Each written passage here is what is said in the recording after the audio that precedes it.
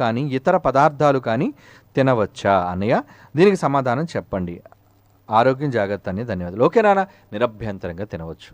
అవన్నీ కూడా మన తండ్రి మన కోసం చేసినవి.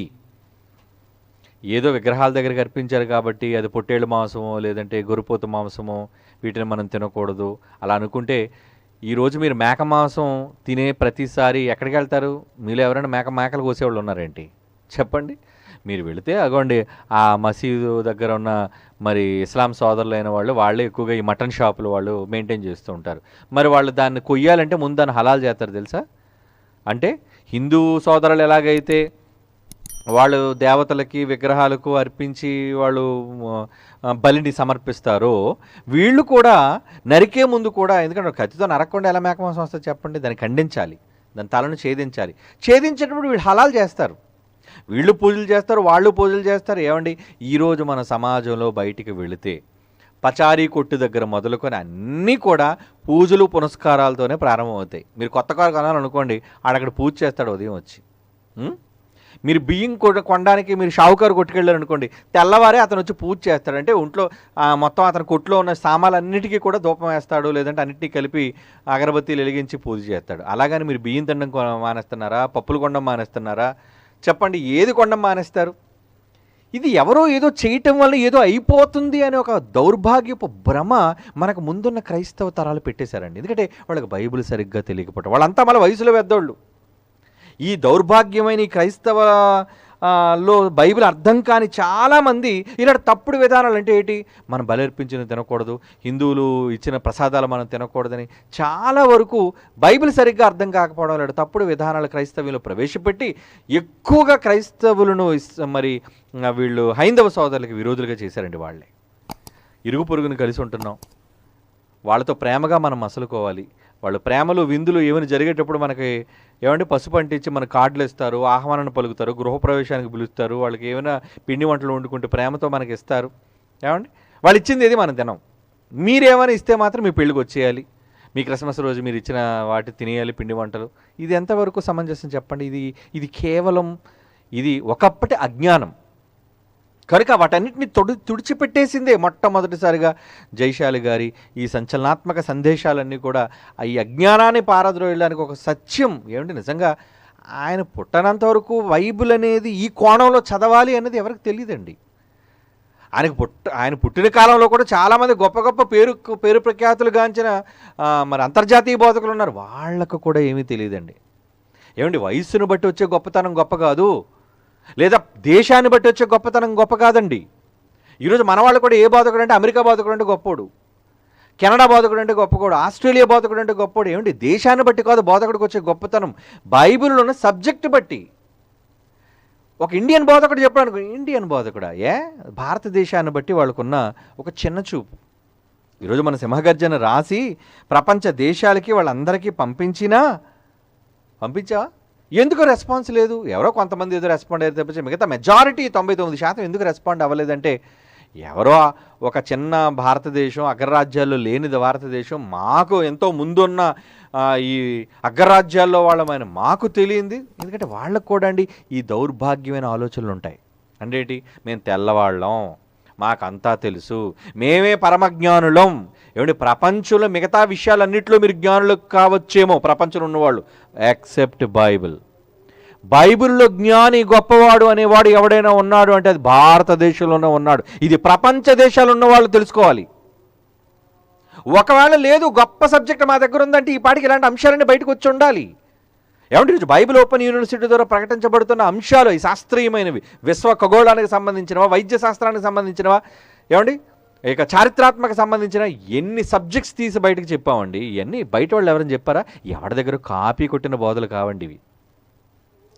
ఎవడవో పుస్తకాలు చదివిన అంతకన్నా కాదు. ఎక్సెప్ట్ బైబిల్, కేవలం స్వచ్ఛమైన బైబిల్ను 66 పుస్తకాలను చదివి మాత్రమే మీకు చెప్పబడిన పాఠాలు ఇప్పటివరకు మీరు విన్నవి, ఇక ముందు వినబోయేవి కూడా.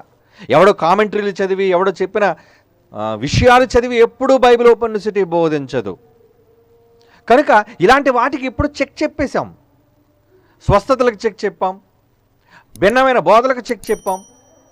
ఏమండి, ఇదిగో ఇటువంటి తప్పుడు విధానాలకు, క్రైస్తవుల్లో దొంగ ఆచారాలకు చెక్ చెప్పాం. ఏది, గుడ్ ఫ్రైడే అని, క్రిస్మస్ అని, ఏమండి ఈస్టర్ అని ఇలా ఎన్ని ఈరోజు అందుకే ఇప్పుడు మన వీడియోస్ ఎవరు ఎందుకు బయట చూడరు? ఎందుకో తెలుసా? వాళ్ళకి మనం పడం, మన పేరంటేనే వాళ్ళకి ఎగటు. అయితే దానికి మనమేం బాధపడం. ఎందుకంటే యేసుప్రభు ఒక మాట అన్నాడు, ఏంటంటే నాన్న లోకం నన్ను ద్వేషించింది, మిమ్మల్ని ద్వేషించకుండా ఎలా ఉంటుంది చెప్పండి? మీకంటే ముందు నన్ను ద్వేషించిందని తెలుసుకోండి. కనుక యేసుప్రభువును లోకం అంతా ద్వేషిస్తుంది. మరి మనం ఆయన అనుచరులం కాబట్టి మనల్ని కూడా వీళ్ళు ద్వేషిస్తారు. కనుక వాళ్ళు మనకి మేకతోలు కప్పాలనో, లేదంటే వాళ్ళేదో మనకు ఓటేయాలనో, లేదంటే వాళ్ళేదో మనకు వ్యూస్ ఇవ్వాలనో, ఏమండి ఇవేమీ మనకు పట్టింపు లేదు. సత్యాన్ని మనం ప్రకటించుకుంటూ వెళుతున్నాం. అది వెబ్సైట్లో ఉంది, అది ఇంగ్లీష్లో ఉంది, కన్నడలో ఉంది, తెలుగులో ఉంది, హిందీలో ఉంది. ఇన్ని భాషలలోనికి ఈరోజు మనం తర్జుమా చేసి పంపించగలుగుతుంటే వినకపోవటం వాళ్ళ కర్మ. మన వంతు మనం ప్రకటించాం. ఒకవేళ వెళ్ళినా వీడెంత గొప్ప జ్ఞానం చెప్పాలా, వీడెంత గొప్పవాడని అసూయండి. అసూయ వాళ్ళు లేదని మీరు అనుకోకండి సుమా. ఇదిగో ఈ మధ్యన చూస్తారా, నిన్న జరిగిన వాస్తవం ఏంటంటే ఈ ఏమంటే గెలాక్టిక్ అట్లాంటిక్ అని చెప్పి ఏదో ఈ విశ్వంలోకి స్పేస్ టూరిజం అనేది కొంతమంది వెళ్ళారండి. ఒక 6 కలిపి మొత్తానికి వెళ్ళారు, పైలట్లతో కలిపి. అలా స్పేస్లోనికి వెళ్ళి ఒక 15 నిమిషాలు అలా ఉండి మొత్తానికి 1 గంటన్నర ప్రయాణం చేసి వచ్చేసారండి క్షేమంగా. దీనిని వ్యతిరేకిస్తూ అత్తరే మీరు వెళ్ళింది స్పేస్లోనికి కాదు, ఆ జెఫ్ బెజోస్ అని ఉంటుంది కదా అమెజాన్, ఈరోజు పెద్ద సైట్. ఎందుకంటే వాళ్ళు కూడా కొద్ది రోజులు వెళ్ళిపోతారు పోటీ. వాళ్ళకి ఎంత అసూయ వచ్చేసిందంటే ముందు వెళ్ళిపోయారా.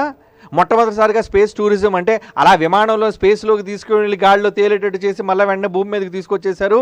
ఇది మొట్టమొదటి కానీ వీళ్ళకే దక్కేసింది, కనుక వీళ్ళది కాదు. ఇది మీరు వెళ్ళింది స్పేస్ రోదసీలోనికే కాదు, 100 కిలోమీటర్ల లోపు వెళ్తే అది రోదసీలోకి వెళ్ళినట్టే కాదని చెప్పి ఆ జెఫ్ బెజోస్ అన్నవాడు, ఇంకా అతను సమర్థించే కొంతమంది ఇప్పుడు చూడండి సోషల్ మీడియాలో కానీ ఆ న్యూస్ మీడియాలో కానీ ఇవే తంతు. అంటే అసూయ, ఒకడు ముందు వెళ్ళిపోయాడని అసూయ. కాబట్టి ఈ అసూయ వాళ్ళకి ఇలాంటి విషయాలు ఉన్నప్పుడు బైబిల్లో మనం ఎంత గొప్ప విషయాలు చెప్తున్నామని మన పుస్తకాలు చదివి మన జ్ఞానాన్ని తెలిసి వాళ్ళు చెప్తారనుకుంటారా? అబ్బే అసూయండి వాళ్ళకి. ఎవడో ఇండియా దేశంలో ఉన్నాడు మాకు చెప్పడం ఏంటి? మరలా చెప్తున్నాను, ప్రపంచంలో ఏ జ్ఞానంలోనైనా ప్రపంచ దేశాల్లో జ్ఞానులు ఘనులు గొప్పవాళ్ళు ఉండొచ్చు, బట్ బైబిల్లో జ్ఞాని అన్నవాడు ఎవడైనా ఉన్నాడు అంటే దాని కేర్ ఆఫ్ అడ్రస్ ఇండియా అని మర్చిపోకండి. India care of address. ఎక్కడ ప్రపంచంలో లేదు ఈ మహాజ్ఞానం.